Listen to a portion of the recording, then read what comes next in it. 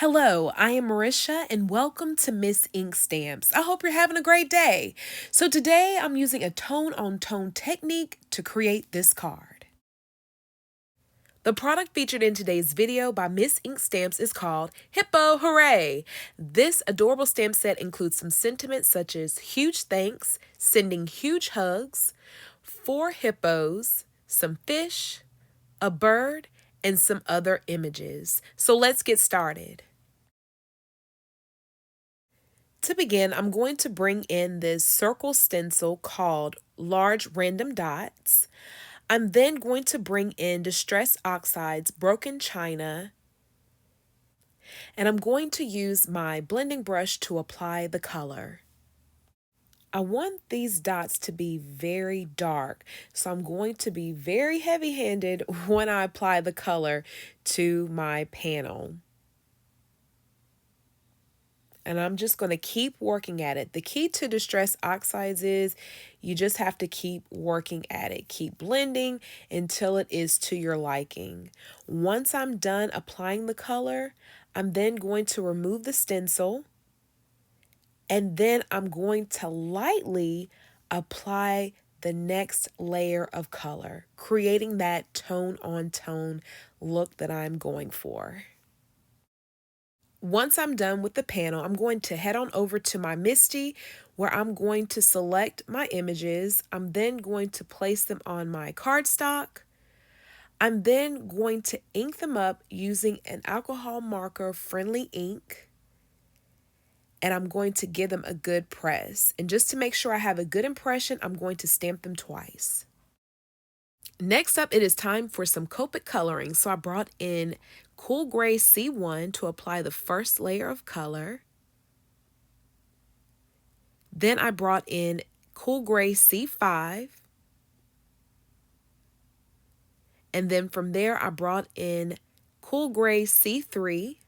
And as you see right here, I'm just blending the colors.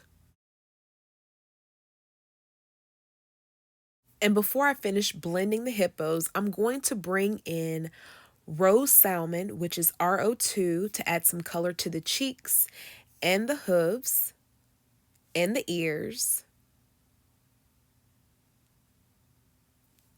And then I'm going to bring back in Cool Gray C1 to finish blending the colors together.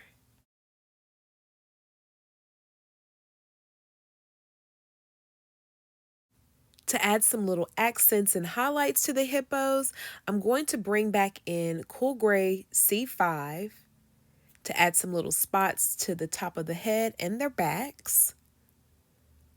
I'm then going to bring in my Jelly Roll number 10 white pen to add some accents to their eyes and their nose. And I'm then going to bring in a silver Jelly Roll pen to add some highlights to their spots. Once I am done, it is time for some fussy cutting, and then it's on to the next step. Off camera, I die cut a mat out of iridescent cardstock. I'm then going to use adhesive glue to apply my background panel. Next, I'm going to bring in my top folding A2 standard size card base, which is cut down to 4 1/4 by 5 1/2 inches. I'm then going to use adhesive glue to apply my background to the card front. And then from there, I'm going to bring the card over to my Misty, where I'm going to line up some extra images that I want to add to the card. I'm then going to ink them up and stamp them twice to make sure I have a good impression. I am now going to move the hippos out of the way because I just placed them there as a guide for me to stamp the images. Now I'm going to add the hippos to the card by using foam tape to add some dimension to the card. After I position them, I'm going to press them just to make sure they are secured. And then from there, I'm going to add foam tape to the back of my sentiment banner. And then I'm going to position and place it on my card. Finally, to complete this card, I brought in Belle Rose Bubbles Sequin Confetti Mix.